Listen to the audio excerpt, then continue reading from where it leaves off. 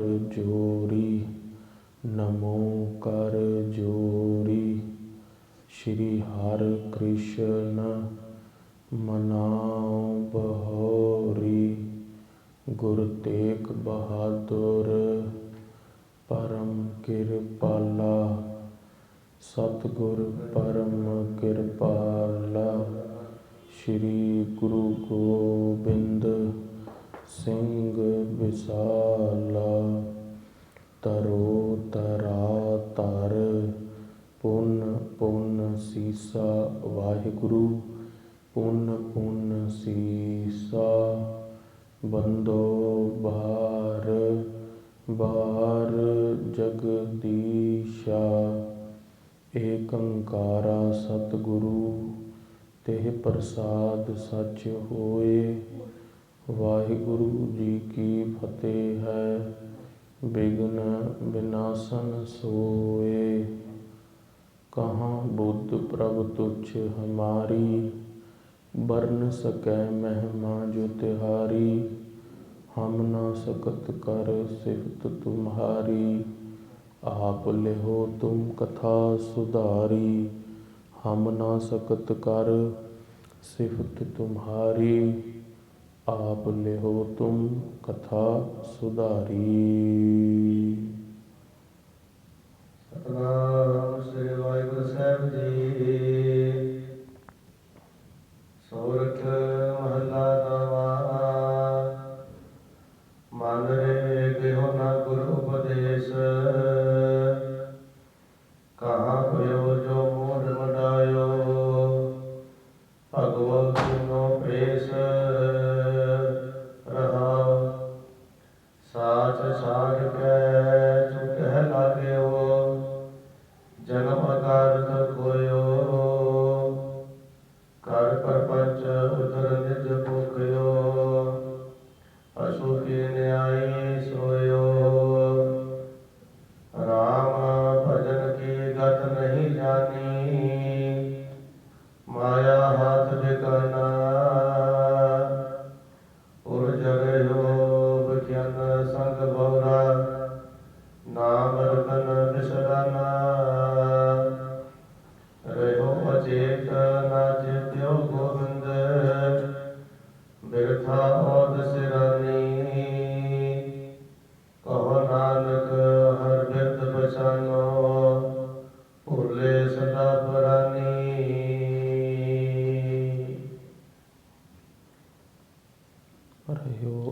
रहो अचेत ना चेत्यो गोविंद। बिरथा ओद सिरानी, कहो नानक कहो नानक हर बिरद पहचानो। भूले सदा पुरानी। वाहिगुरु जी का खालसा, वाहिगुरु जी की फतेह। धन धन हिंद दी चादर श्री गुरु तेग बहादुर साहिब महाराज जी दे 400 साला प्रकाश गुरपुरब ਨੂੰ ਮੁੱਖ ਰੱਖਦਿਆਂ ਜੋ ਲੜੀਵਾਰ ਗੁਰੂ ਤੇਗ ਬਹਾਦਰ ਸਾਹਿਬ ਮਹਾਰਾਜ ਦੀ ਪਾਵਨ ਪਵਿੱਤਰ ਗੁਰਬਾਣੀ ਦੀ ਕਥਾ ਹੈ ਅਤੇ ਸਤਿਗੁਰੂ ਮਹਾਰਾਜ ਜੀ ਦਾ ਪਾਵਨ ਪਵਿੱਤਰ ਇਤਿਹਾਸ ਹੈ। ਉਹ ਕਥਾ ਸਰਵਣ ਕਰਨ ਦੇ ਲਈ ਆਪ ਗੁਰਮੁਖ ਸੱਜਣ ਰੋਜ਼ ਦਰਬਾਰ ਦੇ ਅੰਦਰ ਇਕੱਤਰਿਤ ਹੁੰਦੇ ਹੋ। ਧੰਨ ਧੰਨ ਗੁਰਦੇਵ ਜਿਸ ਸੰਗ ਹਰ ਜਪੇ, ਗੁਰ ਕਿਰਪਾਲ ਜਪਏ ਤਾਂ ਅਵਗਣ ਸਭ ਛਪੇ। ਸੱਚੇ ਪਾਤਸ਼ਾਹ ਧੰਨ ਸ਼੍ਰੀ ਗੁਰੂ ਗ੍ਰੰਥ ਸਾਹਿਬ ਮਹਾਰਾਜ ਜੀ ਦੇ ਹਜ਼ੂਰ ਨਿਤਾ ਪ੍ਰਤੀ ਸੰਧਿਆ ਦੇ ਦੀਵਾਨ ਦੇ ਅੰਦਰ ਗੁਰਬਾਣੀ ਦੀ ਕਥਾ ਅਤੇ ਵਿਚਾਰ ਸਰਵਣ ਕਰਨ ਦੇ ਲਈ ਮਨ ਚਿੱਤ ਬਿਰਤੀਆਂ ਇਕਾਗਰ ਕਰੀਏ। ਆਪ ਜੀ ਨੇ ਹੁਣੇ ਭਾਈ ਸਾਹਿਬ ਭਾਈ ਪ੍ਰਦੀਪ ਸਿੰਘ ਜੀ ਪਾਸੋਂ ਸ਼ਲੋਕ ਮਹੱਲੇ 9ਵੇਂ ਦੀ ਬਾਣੀ ਦਾ ਕੀਰਤਨ ਸਰਵਣ ਕੀਤਾ ਹੈ। ਆਓ ਹੁਣ ਗੁਰਦੇਵ ਦੀ ਕਥਾ ਵਿਚਾਰ ਕੁਝ ਕੁ ਮਿੰਟਾਂ ਲਈ ਸਰਵਣ ਕਰੀਏ। ਰਸਨਾ ਦੀ ਪਵਿੱਤਰਤਾ ਦੇ ਲਈ, ਹਿਰਦੇ ਦੀ ਸ਼ੁੱਧੀ ਦੇ ਲਈ ਆਖਣਾ ਕਰੀਏ ਸਤਿਨਾਮ ਏ ਗੁਰੂ ਸਾਹਿਬ ਜੀ ਸਤਿਨਾਮ। ਸ੍ਰੀ ਵਾਹਿਗੁਰੂ ਸਾਹਿਬ ਜੀ। ਸੱਚੇ ਪਾਤਸ਼ਾਹ ਸ੍ਰੀ ਗੁਰੂ ਤੇਗ ਬਹਾਦਰ ਸਾਹਿਬ ਮਹਾਰਾਜ ਆਪ ਸਭ ਸੰਗਤ ਨੇ ਸਰਵਣ ਕੀਤਾ। ਕੱਲ੍ਹ ਸੰਸਰਾਮ ਪਿੰਡ ਦੇ ਅੰਦਰ ਚਾਚਾ ਫੱਗੂ ਦੇ ਗ੍ਰਹਿ ਵਿਖੇ ਗਏ। ਗੁਰਦੇਵ ਨੇ ਉੱਥੇ ਸੰਗਤ ਦਾ ਦਸੌਂਦ ਚਾਚਾ ਫੱਗੂ ਜੀ ਤੋਂ ਲੈ ਕੇ ਉਹਨਾਂ ਦੇ ਗ੍ਰਹਿ ਵਿਖੇ ਸਣੇ ਘੋੜੇ ਸਣੇ ਸ਼ਸਤਰ ਉਹਨਾਂ ਦੇ ਬਿਸਤਰੇ ਆਸਨ ਦੇ ਉੱਤੇ ਜਾ ਕੇ ਪੜਾ ਕੀਤਾ। ਚਾਚਾ ਜੀ ਦੀ ਭਾਵਨਾ ਨੂੰ ਪੂਰਾ ਕਰਕੇ ਸ੍ਰੀ ਗੁਰੂ ਤੇਗ ਬਹਾਦਰ ਸਾਹਿਬ ਮਹਾਰਾਜ ਜੀ ਨੇ ਜੋ ਦਰਖਤ ਲਗਾਏ ਸੀਗੇ ਉਪਵਨ ਦੇ ਅੰਦਰ, ਬਾਗ ਦੇ ਅੰਦਰ, ਉਹ ਸਾਰੇ ਬਾਗ ਦੇ ਗੁਰਦੇਵ ਨੇ ਦਰਸ਼ਨ ਕੀਤੇ ਅਤੇ ਉਹ ਬਦਰੀ ਦੇ ਦਰਖਤ ਦੇ ਥੱਲੇ ਸ੍ਰੀ ਗੁਰੂ ਤੇਗ ਬਹਾਦਰ ਸਾਹਿਬ ਨੇ ਆਸਨ ਲਾਇਆ। ਜੋ ਬਦਰੀ ਦੇ ਦਰਖਤ ਦੇ ਥੱਲੇ ਚਾਚਾ ਸੰਸਰਾਮ ਜੀ ਨੂੰ ਕਿਸੇ ਮਾਤਾ ਨੇ ਕੂੜੇ ਦੇ ਨਾਲ ਬਦਰੀ ਦੇ ਦਿੱਤੀ ਸੀ ਅਤੇ ਉਹਦਾ ਦਰਖਤ ਵੀ ਵੱਡਾ ਹੋ ਗਿਆ ਸੀ। ਇੱਥੇ ਤੱਕ ਦਾ ਪ੍ਰਸੰਗ ਕੱਲ੍ਹ ਅਸੀਂ ਸਰਵਣ ਕੀਤਾ ਹੈ। ਅੱਜ ਸ੍ਰੀ ਗੁਰੂ ਤੇਗ ਬਹਾਦਰ ਸਾਹਿਬ ਚਾਚਾ ਫੱਗੂ ਜੀ ਤੋਂ ਇਜਾਜ਼ਤ ਲੈ ਕੇ ਸਾਰੀ ਸੰਗਤ ਨੂੰ ਫਤਿਹ ਬੁਲਾ ਕੇ ਗੁਰਦੇਵ ਗਿਆ ਨਗਰ ਪਹੁੰਚਦੇ ਨੇ। ਬਿਹਾਰ ਦੇ ਅੰਦਰ ਤਖਤ ਸ੍ਰੀ ਪਟਨਾ ਸਾਹਿਬ ਤੋਂ ਤਕਰੀਬਨ 150 ਕਿਲੋਮੀਟਰ ਦੂਰ ਗਿਆ ਤੀਰਥ ਹੈ। ਗਿਆ ਇੱਕ ਬਹੁਤ ਵੱਡਾ ਪਾਵਨ ਪਵਿੱਤਰ ਸਥਾਨ ਹੈ। ਸ੍ਰੀ ਗੁਰੂ ਤੇਗ ਬਹਾਦਰ ਸਾਹਿਬ ਮਹਾਰਾਜ ਜਦੋਂ ਗਿਆ ਤੀਰਥ 'ਤੇ ਪਹੁੰਚਦੇ ਨੇ, ਸੱਚੇ ਪਾਤਸ਼ਾਹ ਦੇ ਨਾਲ ਸੰਗਤਾਂ ਦੀ ਬਹੁਤ ਭਾਰੀ ਜਮਾਤ ਹੈ ਅਤੇ ਜਿਹੜੇ ਪੰਡਤ ਨੇ, ਪਾਂਡੇ ਨੇ, ਉਹ ਸ੍ਰੀ ਗੁਰੂ ਤੇਗ ਬਹਾਦਰ ਸਾਹਿਬ ਮਹਾਰਾਜ ਨੂੰ ਕਹਿੰਦੇ ਨੇ, ਮਹਾਰਾਜ ਅਸੀਂ ਇੱਥੇ ਗਿਆ ਤੀਰਥ ਦੇ ਉੱਤੇ ਪਿੰਡ ਪੱਤਲ ਦਾ ਦਾਨ ਦਿੰਦੇ ਹਾਂ। ਇੱਥੇ ਪਿੱਤਰਾਂ ਦਾ ਦਾਨ ਹੁੰਦਾ ਹੈ ਅਤੇ ਕਹਿੰਦੇ ਮਹਾਰਾਜ ਇੱਥੇ ਸਾਰੇ ਹੀ ਆਪਣੇ ਪਿੱਤਰਾਂ ਦੇ ਲਈ ਦਾਨ ਦਿੰਦੇ ਨੇ, ਤੁਸੀਂ ਸਾਨੂੰ ਦਾਨ ਦਿਓ। ਸ੍ਰੀ ਗੁਰੂ ਤੇਗ ਬਹਾਦਰ ਸਾਹਿਬ ਮਹਾਰਾਜ ਸੱਚੇ ਪਾਤਸ਼ਾਹ ਪੰਡਤਾਂ ਨੂੰ ਬਹੁਤ ਦਾਨ ਦਿੰਦੇ ਨੇ ਉੱਥੇ। ਅਤੇ ਗੁਰਦੇਵ ਨੂੰ ਸੰਗਤ ਪੁੱਛਦੀ ਹੈ, ਮਹਾਰਾਜ ਇਹ ਗਿਆ ਤੀਰਥ ਕੀ ਹੈ? ਇਹ ਗਿਆ ਕੌਣ ਹੋਇਆ ਜਿਸ ਦੇ ਨਾਂ ਦੇ ਉੱਤੇ ਤੀਰਥ ਵਸਿਆ ਹੈ? ਫਿਰ ਗੁਰਦੇਵ ਸਤਿਯੁਗ ਦੀ ਪੁਰਾਤਨ ਕਥਾ ਸੁਣਾਉਂਦੇ ਨੇ। ਜੋ ਗਿਆ ਤੀਰਥ ਦੇ ਉੱਤੇ ਸ੍ਰੀ ਗੁਰੂ ਤੇਗ ਬਹਾਦਰ ਸਾਹਿਬ ਨੂੰ ਸੰਗਤ ਪੁੱਛਦੀ ਹੈ, ਮਹਾਰਾਜ ਕਿ ਗਿਆ ਤੀਰਥ ਦਾ ਸਾਰਾ ਇਤਿਹਾਸ ਦੱਸੋ ਵੀ ਗਿਆ ਤੀਰਥ ਕਿਸ ਤਰ੍ਹਾਂ ਬਣਿਆ ਸੀ। ਮਹਾਰਾਜ ਕਹਿੰਦੇ ਆ, ਹਿੰਦੂਆਂ ਦਾ ਉਹ ਪਾਵਨ ਪਵਿੱਤਰ ਤੀਰਥ ਹੈ। ਗਿਆ ਨਾਮ ਦਾ ਇੱਕ ਰਾਜਾ ਸੀ। ਉਹ ਰਾਜੇ ਤੋਂ ਇੱਕ ਦਿਨ ਸ਼ਿਕਾਰ ਕਰਦੇ ਹੋਏ ਇੱਕ ਹਿਰਨੀ ਮਰ ਗਈ। ਉਸ ਹਿਰਨੀ ਦੇ ਪੇਟ ਦੇ ਅੰਦਰ ਬੱਚੇ ਸੀ। ਉਸ ਨੂੰ ਦੇਖ ਕੇ ਇੱਕ ਚੰਦਰਕ ਮੁਨੀ ਨਾਂ ਦੇ ਰਿਸ਼ੀ ਬੈਠੇ ਸੀ। ਉਹ ਚੰਦਰਕ ਮੁਨੀ ਨੇ ਸ਼ਰਾਪ ਦਿੱਤਾ ਬਈ ਰਾਜਾ ਤੂੰ ਹੈ ਤੇ ਧਰਮੀ, ਪਰ ਤੂੰ ਅਸੁਰਾਂ ਵਾਲਾ ਕੰਮ ਕੀਤਾ, ਤੂੰ ਦਾਨਵਾਂ ਵਾਲਾ ਕੰਮ ਕੀਤਾ ਹੈ। ਇੱਕ ਪੇਟ ਤੋਂ ਹਿਰਨੀ ਨੂੰ ਤੂੰ ਮਾਰਿਆ ਹੈ, ਜਾਂ ਤੈਨੂੰ ਰਾਖਸ਼ਾਂ ਦੀ ਜੂਨ ਹੁਣੇ ਹੀ ਪ੍ਰਾਪਤ ਹੋ ਜਾਵੇ। ਸ੍ਰੀ ਗੁਰੂ ਤੇਗ ਬਹਾਦਰ ਸਾਹਿਬ ਸੰਗਤ ਨੂੰ ਬਚਨ ਸੁਣਾਉਂਦੇ ਨੇ, ਕਿਹਾ ਮਹਾਰਾਜ ਤੇ ਉਹ ਜੋ ਗਿਆਸੁਰ ਸੀ, ਜੇ ਉਸਨੇ ਹਿਰਨੀ ਮਾਰੀ ਸੀ ਤੇ ਉਸਦੇ ਨਾਮ ਦੇ ਉੱਤੇ ਤੀਰਥ ਕਿਉਂ ਪੈ ਗਿਆ? ਅੱਜ ਲੋਕ ਪੂਜਾ ਕਿਉਂ ਕਰਦੇ ਨੇ? ਗੁਰਦੇਵ ਕਹਿਣ ਲੱਗੇ, ਅਗਲੇ ਦੀ ਸਾਖੀ ਸੁਣੋ। ਜਦੋਂ ਉਸਦਾ ਸੁਰ, ਜਦੋਂ ਰਾਖਸ਼ਾਂ ਦੇ ਘਰ ਦੇ ਅੰਦਰ ਜਨਮ ਹੁੰਦਾ ਹੈ, ਉਹ ਵੱਡਾ ਹੁੰਦਾ ਹੈ, ਉਸਦੀ ਜੋ ਬੁੱਧੀ ਸੀ ਉਹ ਧਰਮੀ ਹੁੰਦੀ ਹੈ। ਉਹ ਬਹੁਤ ਧਾਰਮਿਕ ਰਾਜਾ ਹੁੰਦਾ ਸੀ, ਪਰ ਉਸ ਤੋਂ ਗਲਤੀ ਦੇ ਨਾਲ ਸ਼ਿਕਾਰ ਦੇ ਅੰਦਰ ਉਹ ਹਿਰਨੀ ਮਾਰੀ ਗਈ ਜਿਸ ਦੇ ਪੇਟ ਦੇ ਅੰਦਰ ਇੱਕ ਬੱਚਾ ਸੀ। ਪਰ ਉਸਦੀ ਜੋ ਬਿਰਤੀ ਸੀ ਉਹ ਧਾਰਮਿਕ ਸੀ। ਜਦੋਂ ਵੱਡਾ ਹੋਇਆ ਤੇ ਉਸਨੇ ਭਗਵਾਨ ਵਿਸ਼ਨੂੰ ਦੀ ਅਤੇ ਬ੍ਰਹਮਾ ਜੀ ਦੀ ਉਪਾਸਨਾ ਕੀਤੀ। ਜਦੋਂ ਭਗਵਾਨ ਵਿਸ਼ਨੂੰ ਅਤੇ ਬ੍ਰਹਮਾ ਜੀ ਦੀ ਉਪਾਸਨਾ ਕਰਨ ਲੱਗਾ ਤੇ ਤਕਰੀਬਨ 36,000 ਯੁੱਗ ਬੀਤ ਗਏ ਤਪੱਸਿਆ ਕਰਦੇ। 36,000 ਵਰੇ ਤਪ ਕਰਨ ਤੋਂ ਬਾਅਦ ਭਗਵਾਨ ਪ੍ਰਗਟ ਹੋਏ। ਭਗਵਾਨ ਵਿਸ਼ਨੂੰ ਨੇ, ਬ੍ਰਹਮਾ ਜੀ ਨੇ ਇਕੱਠੇ ਦਰਸ਼ਨ ਦਿੱਤੇ ਤੇ ਪੁੱਛਿਆ ਗਿਆ ਰਾਜਾ ਜੀ, ਗਿਆ ਸੁਰ ਤੁਸੀਂ ਕੀ ਮੰਗਦੇ ਹੋ? ਕਿਹਾ ਮਹਾਰਾਜ ਮੈਂ ਇੱਕੋ ਚੀਜ਼ ਮੰਗਦਾ, ਮੈਂ ਸਰਬ ਦੇ ਆਪਣੇ ਹਿੱਤ ਦੇ ਲਈ ਕੁਝ ਨਹੀਂ ਮੰਗਦਾ, ਮੈਂ ਸਾਰਿਆਂ ਦੇ ਕਲਿਆਣ ਦੇ ਲਈ ਇੱਕ ਗੱਲ ਤੁਹਾਡੇ ਤੋਂ ਮੰਗਦਾ ਕਿ ਹੇ ਵਾਹਿਗੁਰੂ ਅਕਾਲ ਪੁਰਖ ਜੀ, ਮੈਨੂੰ ਇੱਕ ਵਰ ਦਿਓ। ਭਗਵਾਨ ਵਿਸ਼ਨੂੰ ਜੀ, ਜੋ ਵੀ ਮੇਰੇ ਦਰਸ਼ਨ ਕਰੇ ਉਹ ਮੁਕਤ ਹੋ ਜਾਵੇ। ਜਦੋਂ ਗਿਆਸੁਰ ਰਾਖਸ਼ ਨੇ ਇਹ ਵਰ ਮੰਗਿਆ, ਭਗਵਾਨ 36,000 ਵਰੇ ਦੇ ਤਪ ਤੋਂ ਬਹੁਤ ਖੁਸ਼ ਸੀਗੇ। ਭਗਵਾਨ ਨੇ ਕਿਹਾ ਤਥਾਸਤੂ, ਜੋ ਵੀ ਗਿਆਸੁਰ ਤੁਹਾਡੇ ਦਰਸ਼ਨ ਕਰੇਗਾ ਉਹ ਮੁਕਤ ਹੋਵੇਗਾ। ਇਹ ਗੱਲ ਪ੍ਰਚਲਿਤ, ਕਿਉਂਕਿ ਦਿਆਸੁਰ ਜੋ ਰਾਖਸ਼ ਸੀ ਉਸ ਦੀ 125 ਯੋਜਨ ਕਾਇਆ ਲੰਬੀ ਸੀ ਤੇ 60 ਯੋਜਨ ਕਾਇਆ ਚੌੜੀ ਸੀ ਤੇ ਦੂਰੋਂ ਹੀ ਦਰਸ਼ਨ ਹੋ ਜਾਂਦੇ ਸੀ। ਜੋ ਵੀ ਦਰਸ਼ਨ ਕਰਦਾ ਸੀ ਮੁਕਤ ਹੋ ਜਾਂਦਾ ਸੀ। ਧਰਮਰਾਜ ਦੇ ਦਰ ਦੇ ਉੱਤੇ ਡੰਕਾ ਵੱਜ ਪਿਆ ਵੀ ਸਾਡੇ ਕੋਲ ਨਰਕਾਂ 'ਚ ਤਾਂ ਕੋਈ ਆਉਂਦਾ ਹੀ ਨਹੀਂ, ਜੋ ਵੀ ਗਿਆਸੁਰ ਦੇ ਦਰਸ਼ਨ ਕਰਦਾ ਉਹ ਮੁਕਤ ਹੋ ਜਾਂਦਾ ਹੈ। ਤੇ ਭਗਵਾਨ ਕੋਲ ਸਾਰੇ ਦੇਵਤੇ ਇਕੱਠੇ ਹੋ ਕੇ ਪਹੁੰਚੇ ਤੇ ਭਗਵਾਨ ਕੋਲ ਜਾ ਕੇ ਕਿਹਾ ਮਹਾਰਾਜ ਬਈ ਗਿਆਸੁਰ ਦੇ ਦਰਸ਼ਨ ਕਰਦੇ ਨੇ ਸਾਰੇ ਤੇ ਗਿਆਸੁਰ ਦੇ ਦਰਸ਼ਨ ਕਰਕੇ ਮੁਕਤ ਹੋ ਜਾਂਦੇ ਨੇ, ਨਰਕ ਤੇ ਖਾਲੀ ਹੋ ਗਏ ਨੇ।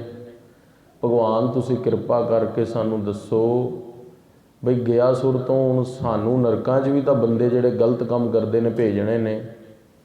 ਤੇ ਭਗਵਾਨ ਕ੍ਰਿਸ਼ਨ ਜੀ ਨੇ ਲੀਲਾ ਰਚਤੀ।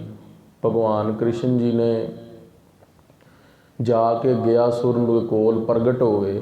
ਕਿਹਾ ਗਿਆਸੁਰ ਅਸੀਂ ਤੁਹਾਡੇ ਤੋਂ ਕੁਝ ਮੰਗਣਾ ਚਾਹੁੰਦੇ ਹਾਂ। ਗਿਆਸੁਰ ਕਹਿੰਦੇ ਭਗਵਾਨ ਤੁਸੀਂ ਮੇਰੇ ਦਰ ਤੇ ਆਏ ਹੋ, ਮੇਰਾ ਤਾਂ ਸਭ ਕੁਝ ਤੁਹਾਡਾ ਹੈ। ਗਿਆਸੁਰ ਨੂੰ ਕਹਿਣ ਲੱਗੇ ਅਸੀਂ ਇੱਕ ਯੱਗ ਕਰਨਾ ਹੈ ਪਾਵਨ ਪਵਿੱਤਰ, ਸਾਨੂੰ ਕੋਈ ਧਰਤੀ ਪਵਿੱਤਰ ਨਹੀਂ ਲੱਭ ਰਹੀ। ਫਿਰ ਗਿਆਸੁਰ ਕਹਿਣ ਲੱਗਾ ਮਹਾਰਾਜ ਮੈਨੂੰ ਤੁਸੀਂ ਤਾਂ ਵਰ ਦਿੱਤਾ ਹੈ ਵੀ ਜੋ ਵੀ ਮੇਰੇ ਦਰਸ਼ਨ ਕਰੇ ਉਹ ਮੁਕਤ ਹੁੰਦਾ ਹੈ। ਮੇਰੀ ਸਰੀਰ ਵੀ ਪਵਿੱਤਰ ਹੈ ਮਹਾਰਾਜ, ਤੁਸੀਂ ਮੇਰੀ ਸਰੀਰ ਦੇ ਉੱਤੇ ਪੂਜਾ ਕਰੋ, ਮੇਰੇ ਸਰੀਰ ਤੇ ਖੜ ਕੇ ਯੱਗ ਕਰੋ। ਭਗਵਾਨ ਨੇ ਕਿਹਾ ਠੀਕ ਹੈ ਤੂੰ ਲੰਮਾ ਪੈ ਜਾ। ਗਿਆਸੁਰ ਰਾਖਸ਼ ਦੀ ਬਹੁਤ ਵੱਡੀ ਦੇਹ ਸੀ, 125 ਯੋਜਨ ਲੰਬੀ, 60 ਫੁੱਟ ਚੌੜੀ। 33 ਕਰੋੜ ਦੇਵੀ ਦੇਵਤੇ ਭਗਵਾਨ ਕ੍ਰਿਸ਼ਨ ਦੀ ਲੀਲਾ ਦੇਖਣ ਦੇ ਲਈ ਆ ਗਏ। ਤੇ ਜਦੋਂ ਗਿਆਸੁਰ ਰਾਖਸ਼ ਲੰਮਾ ਪੈ ਗਿਆ ਤੇ ਭਗਵਾਨ ਨੇ ਉਹਦੇ ਉੱਤੇ ਸਿਲਾ ਰੱਖ ਦਿੱਤੀ ਬਹੁਤ ਭਾਰੀ, ਤਾਂ ਕਿ ਉਹ ਉੱਠ ਨਾ ਸਕੇ। ਇੱਕ ਤਰ੍ਹਾਂ ਇੱਦਾਂ ਕਹਿ ਲਓ ਮਾਨਕੋਸ਼ ਦੇ ਅੰਦਰ ਇਹ ਵੀ ਜ਼ਿਕਰ ਕੀਤਾ ਹੈ ਕਾਨ ਸਿੰਘ ਨਾਭਾ ਜੀ ਨੇ, ਜਿਸ ਨੂੰ ਸਿੱਖ ਇਨਸਾਈਕਲੋਪੀਡੀਆ ਕਹਿੰਦੇ ਨੇ। ਉਹ ਕਹਿੰਦੇ ਵੀ ਦੇਵਤਿਆਂ ਨੇ ਧੱਕੇ ਦੇ ਨਾਲ ਗਿਆਸੁਰ ਰਾਖਸ਼ ਦੇ ਉੱਤੇ ਸਿਲਾ ਰਖਵਾ ਦਿੱਤੀ ਸੀ। ਤੇ ਗਿਆਸੁਰ ਰਾਖਸ਼ ਕਹਿਣ ਲੱਗਾ ਭਗਵਾਨ ਤੁਸੀਂ ਮੇਰੇ ਉੱਤੇ ਸਿਲਾ ਰੱਖ ਦਿੱਤੀ ਹੈ, ਮੈਂ ਆਪਣੀ ਸਵੈ ਇੱਛਾ ਦੇ ਨਾਲ ਹੀ ਆਪਣੀ ਜੋ ਸਰੀਰ ਹੈ ਉਸ ਨੂੰ ਤੁਹਾਡੀ ਪੂਜਨ ਦੇ ਲਈ ਅਰਪਿਤ ਕਰਦਾ। ਫਿਰ ਭਗਵਾਨ ਕ੍ਰਿਸ਼ਨ ਜੀ ਨੇ, ਵਿਸ਼ਨੂੰ ਜੀ ਨੇ, ਜਿੱਥੇ ਉਹਦਾ ਢਿੱਡ ਸੀਗਾ ਬਿਲਕੁਲ ਨਾਭੀ ਦੇ ਕੋਲ, ਉੱਥੇ ਭਗਵਾਨ ਨੇ ਆਪਣੇ ਚਰਨ ਰੱਖੇ। ਅੱਜ ਜਦੋਂ ਤੁਸੀਂ ਪਟਨਾ ਸਾਹਿਬ ਜਾਓ ਨਾ, 125 ਕਿਲੋਮੀਟਰ ਦੂਰ ਹੀ ਗਿਆਸੁਰ ਤੀਰਥ ਵੀ ਹੈ, ਉੱਥੇ ਜਿੱਥੇ ਗਿਆ ਬੋਧ ਵੀ ਕਹਿੰਦੇ ਨੇ। ਉੱਥੇ ਤੁਸੀਂ ਜਾ ਕੇ ਦੇਖੋਗੇ ਜਿੱਥੇ ਹਵਨ ਕੁੰਡ ਬਣਿਆ ਹੋਇਆ ਨਾ, ਬਿਲਕੁਲ ਸੈਂਟਰ ਦੇ ਅੰਦਰ ਭਗਵਾਨ ਵਿਸ਼ਨੂੰ ਦੇ ਤਕਰੀਬਨ 10 ਸੈਂਟੀਮੀਟਰ ਦੇ ਪਦ ਨੇ, ਭਗਵਾਨ ਦੇ ਚਰਨ ਲੱਗੇ ਹੋਏ ਨੇ।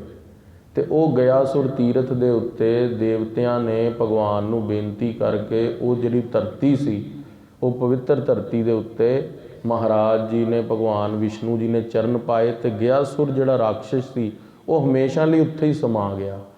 ਤੇ ਤਾਂ ਕਹਿੰਦੇ ਨੇ ਵੀ ਉਸ ਧਰਤੀ ਦੇ ਉੱਤੇ ਬਈ ਪਿੱਤਰ ਪੂਜਣ ਜਾਂਦੇ ਨੇ, ਆਪਣੇ ਪਿੱਤਰਾਂ ਦੀ ਪੂਜਾ ਹੁੰਦੀ ਹੈ ਵੀ ਉੱਥੇ ਗਿਆਂ ਦੀ ਮੁਕਤ ਹੁੰਦੀ ਹੈ।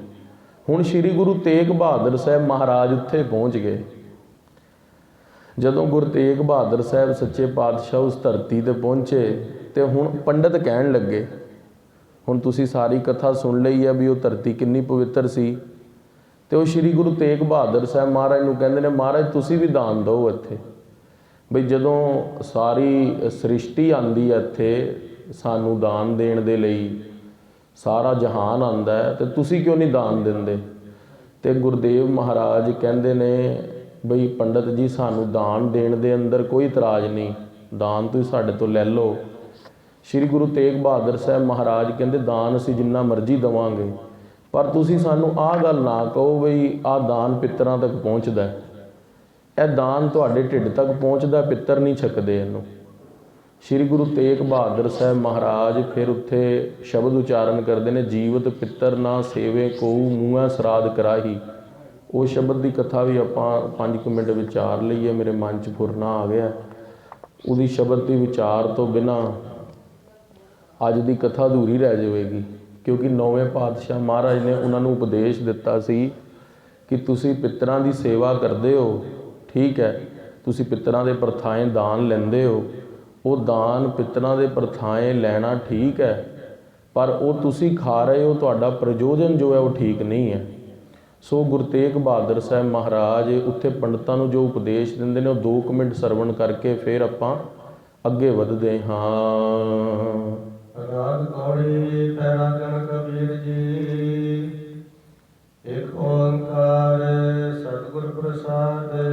ਗੌੜੀ ਬਿਰਾਗਣ ਦੇ ਅੰਦਰ ਗੁਰਦੇਵ ਕਬੀਰ ਜੀ ਦੀ ਬਾਣੀ ਦੇ ਅੰਦਰ ਫੁਰਮਾਨ ਕਰਦੇ ਨੇ, ਇੱਕ ਪਰਮਾਤਮਾ ਹੈ, ਓੰਕਾਰ ਸਾਰਿਆਂ ਦਾ ਪ੍ਰਕਾਸ਼ਕ ਹੈ, ਸੱਚੇ ਸਤਿਗੁਰਾਂ ਦੀ ਕਿਰਪਾ ਦੁਆਰਾ ਮਿਲਦਾ ਹੈ। ਜੀਵਤ ਪਿੱਤਰ ਨਾ ਮਾਨੈ ਕੋ ਮੋਏ ਸਰਾਧ ਕਰਾਹੀ। ਹੁਣ ਗੱਲ ਤਾਂ ਇਹ ਸੀਗੀ ਵੀ ਜਦੋਂ ਅੱਸੂ ਦੇ ਮਹੀਨੇ ਦੇ ਅੰਦਰ ਸਾਡੇ ਘਰ ਦੇ ਵੀ ਚੜ੍ਹਾਈ ਕਰਦੇ ਨੇ, ਅਸੀਂ ਭਾਈ ਜੀ ਦੇ ਲਈ ਪ੍ਰਸ਼ਾਦਾ ਲੈ ਕੇ ਆਉਂਦੇ ਹਾਂ, ਪੰਡਤਾਂ ਦੇ ਲਈ ਭੋਜਨ ਲੈ ਕੇ ਜਾਂਦੇ ਹਾਂ, ਕੋਈ ਮਸੀਤ ਦੇ ਅੰਦਰ ਮੌਲਵੀ ਜੀ ਨੂੰ ਕੁਝ ਛਕਾਉਂਦਾ ਹੈ। ਅੱਸੂ ਦੇ ਮਹੀਨੇ ਦੀ ਮਰਿਆਦਾ ਬਣੀ ਹੈ ਸ਼ਰਾਧ ਦੀ, ਉਸ ਦੇ ਪ੍ਰਥਾਏ ਗੁਰਦੇਵ ਉਪਦੇਸ਼ ਦੇ ਰਹੇ ਨੇ ਗੁਰੂ ਤੇਗ ਬਹਾਦਰ ਸਾਹਿਬ ਜੀ ਪੰਡਤਾਂ ਨੂੰ। ਕਬੀਰ ਜੀ ਦੇ ਸਮੇਂ ਵੀ ਇੱਕ ਬੰਦਾ ਕਬੀਰ ਜੀ ਦਾ ਪੜੋਸੀ ਸੀ, ਉਹ ਚੜ੍ਹਾਈ ਕਰ ਗਿਆ, ਤੇ ਜਦੋਂ ਚੜ੍ਹਾਈ ਕਰ ਗਿਆ ਕਬੀਰ ਜੀ ਨੂੰ ਬ੍ਰਹਮ ਭੋਜ ਲਈ ਬੁਲਾਉਣ ਆਏ ਵੀ ਤੁਸੀਂ ਸਾਡੇ ਆ ਕੇ ਸ਼ਰਾਧ ਛਕੋ। ਤੇ ਕਬੀਰ ਜੀ ਕਹਿੰਦੇ ਵੀ ਤੁਸੀਂ ਜੀਂਦੇ ਤੇ ਉਹ ਬੰਦੇ ਦੀ ਇੱਜ਼ਤ ਕਰਦੇ ਨਹੀਂ ਸੀਗੇ, ਜੀਂਦੇ ਤਾਂ ਗਾਲਾਂ ਕੱਢਦੇ ਸੀ ਤੁਸੀਂ ਬਜ਼ੁਰਗਾਂ ਨੂੰ, ਹੁਣ ਤੁਸੀਂ ਐਡਾ ਵੱਡਾ ਬ੍ਰਹਮ ਭੋਜ ਘਰ ਰੱਖਿਆ ਪਿਆ। ਜੀਵਤ ਪਿੱਤਰ ਨਾ ਮਾਨੈ ਕੋਊ, ਜੀਂਦਿਆਂ ਤਾਂ ਤੁਸੀਂ ਬਜ਼ੁਰਗਾਂ ਦੀ ਇੱਜ਼ਤ ਕੀਤੀ ਨਹੀਂ, ਮੂੰਹੇ ਸਰਾਧ ਕਰਾਹੀ, ਤੇ ਹੁਣ ਜਦੋਂ ਚੜ੍ਹਾਈ ਕਰ ਗਿਆ ਬੰਦਾ ਤਾਂ ਸ਼ਰਾਧ ਕਰਾਉਂਦੇ ਹੋ। ਪਿੱਤਰ ਪੇ ਬਪਰੇ ਕੋ ਕਿਉ ਪਾਵੈ, ਕਉਆ ਕੋ ਕਰ ਖਾਹੀ। ਤੇ ਇੱਕ ਨਾ ਮਰਿਆਦਾ ਬਣੀ ਸੀ, ਜਦੋਂ ਪੰਡਤ ਪਹਿਲਾਂ ਛਕਣ ਤੇ ਇੱਕ ਥਾਲੀ ਨੂੰ ਨਾ ਪਰਛੱਤੀ ਦੇ ਉੱਤੇ ਜਾਂ ਕੋਠੇ ਤੇ ਰੱਖ ਦਿੰਦੇ ਸੀ, ਬਈ ਕਊਆ ਆ ਕੇ ਇਸ ਨੂੰ ਖਾਏਗਾ, ਜਾਂ ਇੱਕ ਗਲੀ ਦੇ ਬਾਹਰ ਰੱਖ ਦਿੰਦੇ ਸੀ ਬਈ ਕੁੱਕਰ ਖਾਏਗਾ। ਤੇ ਗੁਰਦੇਵ ਮਹਾਰਾਜ ਕਹਿੰਦੇ ਵੀ ਤੁਸੀਂ ਜਦੋਂ ਪਿੱਤਰ ਵੀ ਬਪਰੇ ਕਿਉਂ ਕਹੋ ਕਿਉਂ ਭਾਵ ਹੈ, ਪਿੱਤਰਾਂ ਤੱਕ ਸ਼ਰਾਧ ਕਿੱਦਾਂ ਪਹੁੰਚੇ? ਜਿਹੜਾ ਤੁਹਾਡਾ ਉਹ ਸ਼ਰਾਧ ਹੈ ਉਹ ਤੇ ਕਊਆ ਕੂਕਰ ਖਾਹੀ, ਉਹ ਤੇ ਕਾਂ ਖਾ ਲੈਂਦੇ ਨੇ, ਉਹ ਤੇ ਬਾਹਰ ਪਏ ਕੂਕਰ ਕੁੱਤੇ ਖਾ ਲੈਂਦੇ ਨੇ। ਗੁਰਦੇਵ ਕਹਿੰਦੇ ਤੁਸੀਂ ਪ੍ਰਸ਼ਾਦਾ ਛਕ ਕੇ ਨਾ ਪੰਡਤ ਜੀ ਬੋਲਦੇ ਹੋ ਬੜਾ ਆਨੰਦ ਆਇਆ ਜੀ, ਕੁਸ਼ਲ ਹੋ ਗਈ, ਬਹੁਤ ਆਨੰਦ ਆਇਆ ਹਮਕੋ ਖੀਰ ਖਾ ਕਰ ਪੂੜੀ ਖਾ ਕਰ। ਕਹਿੰਦੇ ਤੁਸੀਂ ਕੁਸ਼ਲ ਕੁਸ਼ਲ ਕਰਦੇ ਹੋ, ਮੂੰਹ ਕੋ ਕੁਸ਼ਲ ਬਤਾਵੋ ਕੋਈ, ਮੈਨੂੰ ਦੱਸੋ ਵੀ ਕੁਸ਼ਲ ਕਿਸ ਤਰ੍ਹਾਂ ਹੋਈ, ਆਨੰਦ ਕਿਸ ਤਰ੍ਹਾਂ ਹੋਇਆ। ਕੁਸ਼ਲ ਕੁਸ਼ਲ ਕਰਤੇ ਜਗ ਬਿਨਸੈ, ਕੁਸ਼ਲ ਵੀ ਕੈਸੇ ਹੋਈ। ਉਹ ਕਹਿੰਦੇ ਵੀ ਜਿਹੜਾ ਮਰਨਾ ਸੀ ਬੰਦਾ ਉਹ ਤਾਂ ਚੜ੍ਹਾਈ ਕਰ ਗਿਆ, ਤੁਸੀਂ ਉਹਦੇ ਪਰਥਾਏ ਖੀਰ ਤੇ ਪੂੜੀ ਖਾ ਕੇ ਘਰ ਆ ਗਏ, ਤੇ ਤੁਸੀਂ ਕਹਿੰਦੇ ਹੋ ਆਨੰਦ ਹੋ ਗਿਆ, ਆਨੰਦ ਹੋ ਗਿਆ, ਕੁਸ਼ਲ ਹੋ ਗਈ। ਤੇ ਤੁਸੀਂ ਕੁਸ਼ਲ ਕੁਸ਼ਲ ਕਹਿੰਦੇ, ਇਸ ਤਰ੍ਹਾਂ ਸਾਰਾ ਜਗਤ ਹੀ ਬਿਨਸ ਜਾਵੇਗਾ, ਕੁਸ਼ਲ ਪਰ ਹੋਵੇਗੀ ਨਹੀਂ। ਬਈ ਕੋਈ ਚੜ੍ਹਾਈ ਕਰ ਗਿਆ ਸੀ, ਪ੍ਰਸ਼ਾਦਾ ਤੁਸੀਂ ਉਹਦੇ ਪਰਥਾਏ ਖਾ ਲਿਆ, ਉਹ ਪ੍ਰਸ਼ਾਦਾ ਉਸ ਬੰਦੇ ਤੱਕ ਥੋੜ੍ਹੀ ਪਹੁੰਚਿਆ, ਤੁਹਾਡੇ ਮਨ ਦੀ ਪ੍ਰਸੰਨਤਾ ਹੋਈ ਹੈ, ਤੁਹਾਨੂੰ ਕੁਸ਼ਲ ਹੋਇਆ, ਤੁਹਾਡਾ ਢਿੱਡ ਭਰਿਆ, ਤੁਹਾਡੀ ਜੀਭ ਦਾ ਰਸ ਪੂਰਾ ਹੋਇਆ। ਕਬੀਰ ਜੀ ਕਹਿੰਦੇ ਉਹ ਬੰਦੇ ਤੱਕ ਕੁਝ ਅਜੇ ਪਦਾਰਥ ਨਹੀਂ ਪਹੁੰਚਿਆ। ਵਿਸ਼ਰਾਮ ਦੇ ਕੇ ਮਹਾਰਾਜ ਫੁਰਮਾਨ ਕਰਦੇ ਨੇ, ਮਾਟੀ ਕੇ ਕਰ ਦੇਵੀ ਦੇਵਾ ਕਿਸਾ ਕੇ ਜਿਉ ਦੇਹੀ। ਕਹਿੰਦੇ ਮੱਟੀ ਦੇ ਤੁਸੀਂ ਦੇਵੀ ਦੇਵਤੇ ਬਣਾਏ ਨੇ, ਭਗਵਾਨ ਵਿਸ਼ਨੂੰ ਦੀ, ਭਗਵਾਨ ਸ਼ਿਵ ਜੀ ਦੀ, ਭਗਵਾਨ ਕ੍ਰਿਸ਼ਨ ਜੀ ਦੀ ਮੂਰਤੀ ਬਣਾ ਕੇ ਰੱਖੀ ਹੋਈ ਆ। ਮਾਟੀ ਕੇ ਕਰ ਦੇਵੀ ਦੇਵਾ, 33 ਕਰੋੜ ਦੇਵਤੇ ਨੇ, 9 ਕਰੋੜ ਦੇਵੀਆਂ ਨੇ, ਤੁਸੀਂ ਉਹਨਾਂ ਨੂੰ ਆਪਣੇ ਆਪਣੇ ਹਿਸਾਬ ਨਾਲ ਉਹਨਾਂ ਦੀ ਮੂਰਤੀ ਬਣਾਈ ਹੋਈ ਹੈ। ਤਿਸ ਆਗੇ ਜੀਓ ਦੇਈ, ਉਸ ਦੇ ਅੱਗੇ ਬਲੀ ਦੇ ਦਿੰਦੇ ਹੋ, ਜੀਂਦੇ ਬੱਕਰੇ ਨੂੰ ਤਾਂ ਝਟਕਾ ਦਿੰਦੇ ਹੋ, ਤੇ ਉਹ ਕਿਸ ਨੂੰ ਕਰ ਰਹੇ ਹੋ? ਆਪਣੇ ਢਿੱਡ ਲਈ ਖਾ ਰਹੇ ਹੋ। ਗੁਰੂ ਤੇਗ ਬਹਾਦਰ ਸਾਹਿਬ ਇਹ ਬਚਨ ਸੁਣਾ ਰਹੇ ਨੇ ਪੰਡਤਾਂ ਨੂੰ ਗਿਆ ਤੀਰਥ ਤੇ, ਜਿਨ੍ਹਾਂ ਨੇ ਦਾਨ ਮੰਗਿਆ। ਮਹਾਰਾਜ ਕਹਿੰਦੇ ਦਾਨ ਤੁਹਾਨੂੰ ਦੇ ਦਾਂਗੇ, ਪਰ ਤੁਹਾਡੀ ਵੀ ਉਹੀ ਹਾਲਤ ਹੈ ਜੋ ਪੰਜਵੇਂ ਪਾਤਸ਼ਾਹ ਨੇ ਕਬੀਰ ਸਾਹਿਬ ਦੇ ਬਚਨ 'ਚ ਉਚਾਰਨ ਕਰਵਾਈ ਸੀ। ਕਹਿੰਦੇ ਮਾਟੀ ਦੇ ਦੇਵੀ ਦੇਵਤੇ ਬਣਾ ਕੇ ਉਹਨਾਂ ਦੇ ਅੱਗੇ ਜੀਓ ਦੇਹੀ, ਜੀਓ ਕਹਿੰਦੇ ਨੇ ਵੀ ਕਿਸੇ ਦੀ ਬਲੀ ਦੇ ਦਿੰਦੇ ਹੋ।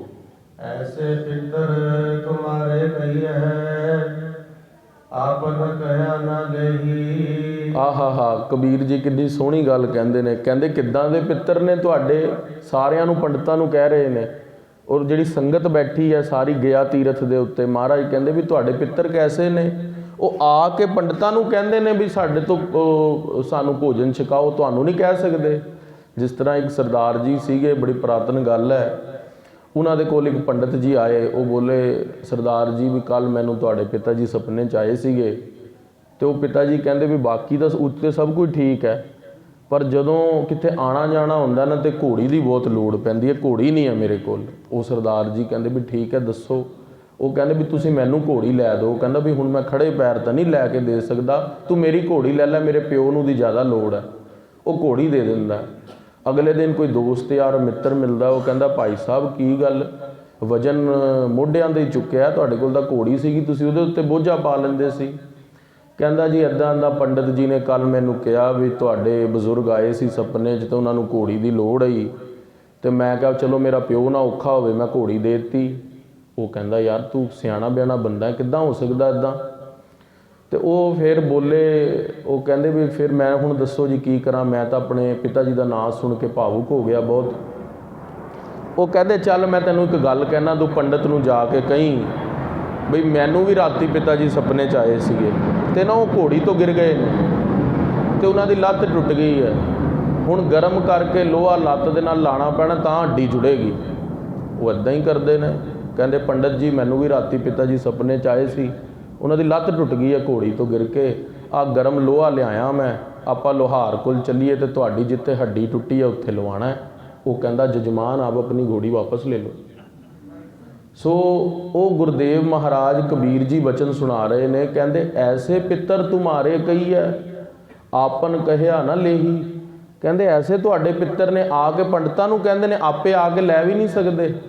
ਸਾਰੀ ਸੰਗਤ ਸੁਣ ਕੇ ਹੈਰਾਨ ਹੋ ਗਈ, ਕਿਉਂਕਿ ਗੁਰਦੇਵ ਨੌਵੇਂ ਪਾਤਸ਼ਾਹ ਬਾਣੀ ਤੋਂ ਜਾਗਰੂਕਤਾ ਦੇ ਰਹੇ ਨੇ। ਮਹਾਰਾਜ ਕਹਿੰਦੇ ਵੀ ਅਸੀਂ ਦਾਨ ਦੇਣ ਨੂੰ ਤੁਹਾਨੂੰ ਮਨਾਹੀ ਨਹੀਂ, ਦਾਨ ਅਸੀਂ ਦੇਣ ਨੂੰ ਤਿਆਰ ਹਾਂ, ਪਰ ਤੁਸੀਂ ਪਿੱਤਰਾਂ ਦਾ ਨਾਂ ਲੈ ਕੇ ਦਾਨ ਨਾ ਲਵੋ, ਉਹ ਤੁਸੀਂ ਗਲਤ ਕਰ ਰਹੇ ਹੋ। ਸੋ ਗੁਰਦੇਵ ਕਹਿੰਦੇ ਐਸੇ ਪਿੱਤਰ ਤੁਮਾਰੇ ਕਹੀ ਹੈ ਆਪਨ ਕਹਿਆ ਨਾ ਲਈ। ਉਹ ਆਪੇ ਮੰਗ ਕੇ ਕਿਉਂ ਨਹੀਂ ਲੈ ਲੈਂਦੇ। ਸਰਜਿਓ ਘਟ ਹੈ ਨਿਰਜਿਓ ਪੂਜੇ ਅੰਤ ਕਾਲ ਕੋ ਭਾਰੀ। ਸਰਜੀਓ ਘੱਟ ਹੈ, ਜਿੰਦੇ ਬੱਕਰੇ ਦੀ ਬਲੀ ਦੇ ਦਿੰਦੇ ਹੋ ਤੇ ਭੇਟ ਕਰਦੇ ਹੋ ਦੇਵੀ ਦੀ ਮੂਰਤੀ ਨੂੰ, ਨਿਰਜੀਵ ਮੂਰਤੀ ਨੂੰ। ਇਹ ਕਿਸ ਤਰ੍ਹਾਂ ਦਾ ਨਿਆਂ ਹੈ। ਅੰਤ ਕਾਲ ਕੋ ਭਾਰੀ। ਕਹਿੰਦੇ ਪੰਡਤ ਜੀ ਵਿਚਾਰ ਨਹੀਂ ਕੀਤੀ ਕਾਲ ਕਿੰਨਾ ਭਾਰੀ ਹੈ।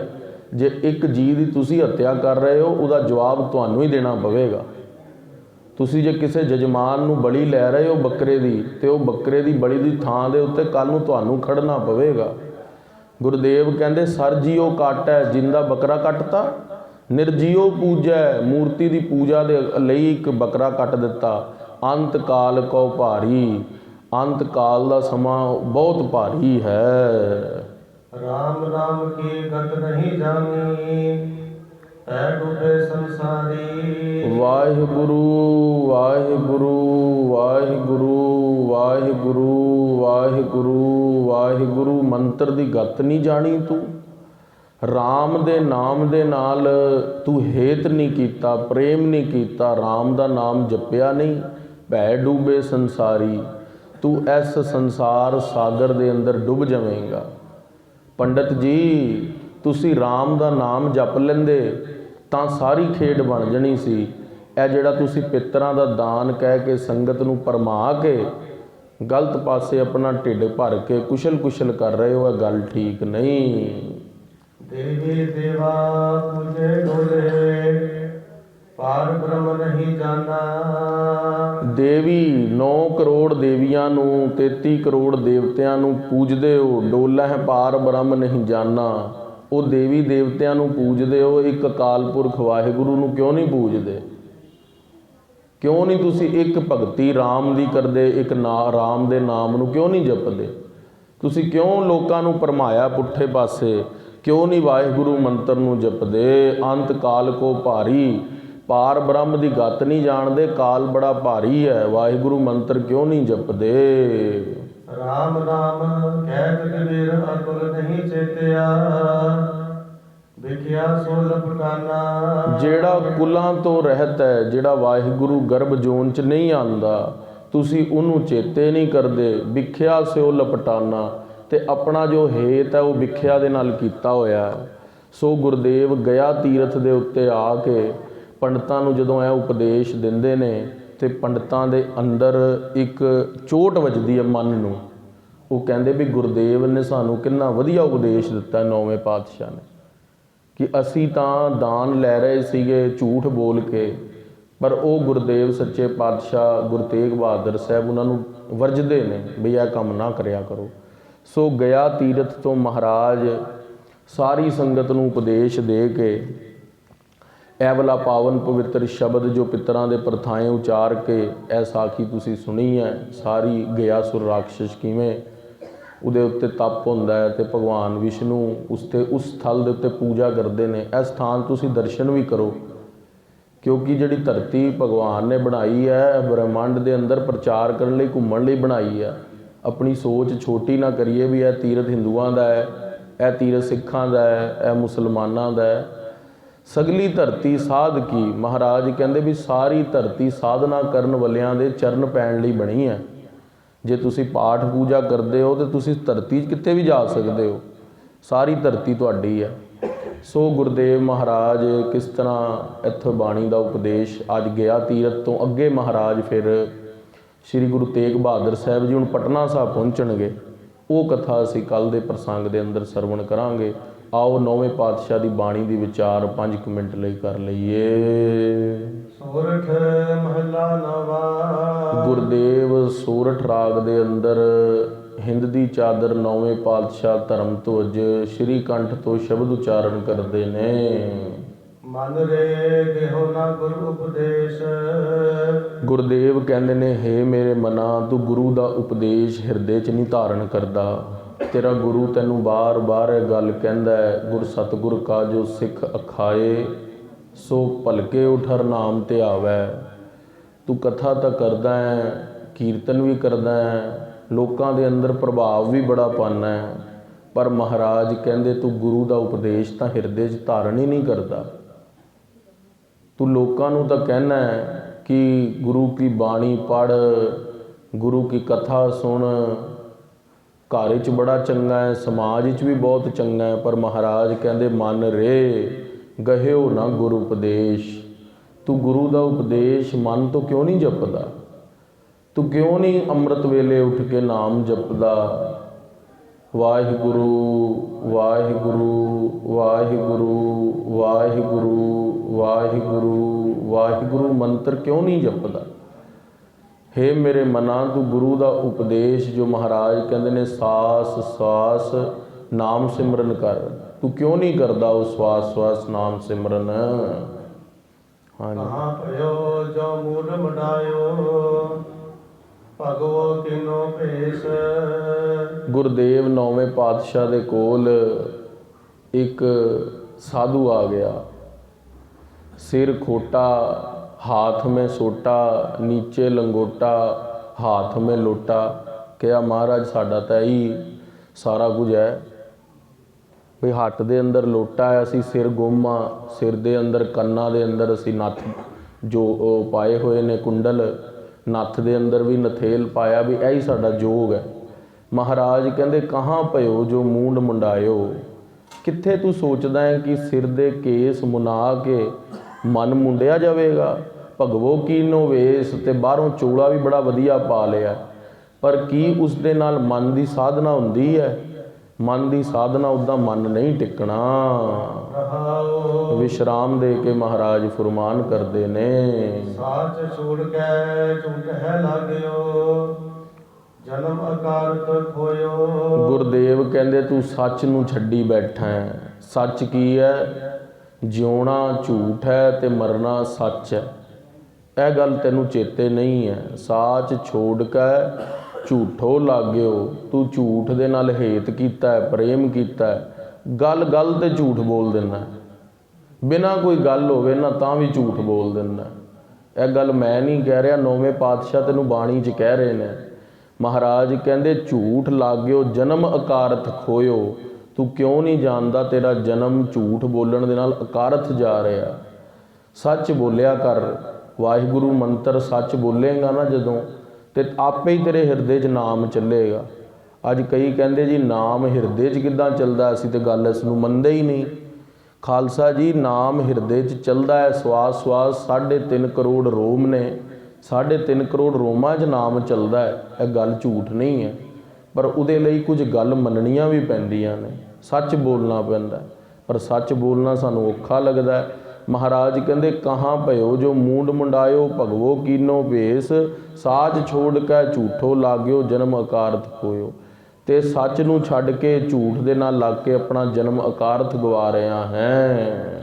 ਕਰ ਪਰਪੰਚ ਉਦਰ ਨਿਜ ਪੋਖਿਓ, ਪਸ਼ੂ ਕੀ ਨਿਆਈ ਸੋਇਓ। ਕਰ ਉਪਦੇਸ਼, ਮਹਾਰਾਜ ਕਹਿੰਦੇ ਕਰ ਪਰਪੰਚ ਉਦਰ ਨਿਜ ਪੋਖਿਓ, ਪਸ ਕੀ ਨਿਆਈ ਸੋਇਓ। ਸੱਸੇ ਨੂੰ ਔਂਕੜ ਹੈ। ਮਹਾਰਾਜ ਕਹਿੰਦੇ ਪ੍ਰਪੰਚ ਜਿਹੜਾ ਸੰਸਾਰ ਹੈ ਉਸਦੇ ਅੰਦਰ ਤੂੰ ਕੀ ਕਰਦਾ ਹੈ, ਆਪਣਾ ਢਿੱਡ ਭਰਨ ਦੇ ਲਈ ਪਸ ਕੀ ਨਾਈ ਸੋਇਓ। ਸਵੇਰੇ ਉੱਠਦਾ ਆਰਾਮ ਨਾਲ, ਬੈੱਡ ਟੀ ਪੀ ਕੇ, ਨਹਾ ਧੋ ਕੇ, ਨਾਸ਼ਤਾ ਕਰਕੇ ਪਸ਼ੂ ਦੀ ਤਰ੍ਹਾਂ ਸੋ ਜਾਂਦਾ। ਕੋਈ ਸਿਮਰਨ ਦੀ ਭਗਤੀ ਦੀ ਗੱਲ ਹੀ ਨਹੀਂ ਕਰਦਾ।